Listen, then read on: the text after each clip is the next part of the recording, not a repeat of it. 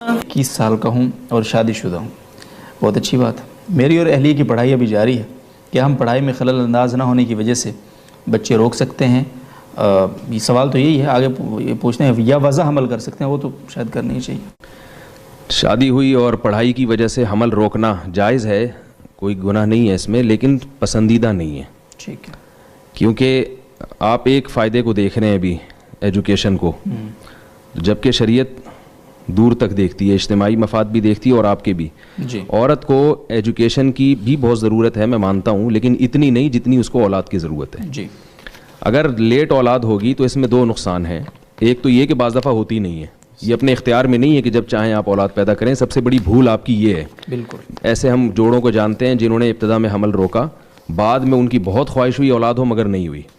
تو یہ بہت بڑی غلطی ہوتی ہے. ہم یہ سمجھ رہے ہوتے ہیں کہ ہم جب چاہیں گے ہو جائے گی. دوسرا یہ ہے کہ اولاد دیر سے ہوگی تو پھر عورت کے لیے ان کو پالنا مشکل ہوگا. آپ کے لیے بہتر ہے کہ آپ کی اولاد جوانی میں ہی جوان ہو جائے. اور تیسری بات یہ ہے کہ حمل یا پریگنینسی تعلیم میں رکاوٹ نہیں ہے. میرے پاس یورپ امریکہ سے بھی لوگ آتے ہیں اور میں تو حالات پوچھتا رہتا ہوں. وہ کہتے ہیں وہاں یونیورسٹیوں میں پریگننٹ عورتیں پڑھتی ہیں، لڑکیاں پڑھتی ہیں. پریگنینسی کو کوئی بیماری نہیں سمجھا جاتا. تو پریگنینسی کے ساتھ سب کچھ ہو سکتا ہے. وہ تعلیم حاصل کر سکتی ہیں. ہاں، وقتی طور پر چند دنوں کے لیے طبیعت خراب ہوتی ہے تو وہ تو ویسے ہی نارمل آدمی کی ہو جاتی ہے. اور عجیب بات یہ ہے کہ میڈیکل سائنس ہی کہتی ہے کہ پریگنینسی کے دوران عورت بہت ساری بیماریوں سے یعنی بچ جاتی ہے. پریگنینسی میں تو کچھ پریشانیاں ہوتی ہیں، لیکن اگر وہ یہ سمجھتی ہیں کہ پریگنینسی نہیں ہوگی تو ہماری پورے 9 مہینے تک صحت اچھی رہے گی، ایسا نہیں ہے. وہ پھر دوسری چیزیں آنا شروع ہو جاتی ہیں. ایک بات تو یہ ہے کہ تو پریگنینسی میں بہت ساری بیماریاں، کچھ بیماریاں اگر ہوتی ہیں، کچھ طبیعت خراب ہوتی ہے تو بہت ساری بیماریوں سے اللہ تعالیٰ عورت کو بچا بھی لیتے ہیں اس دوران.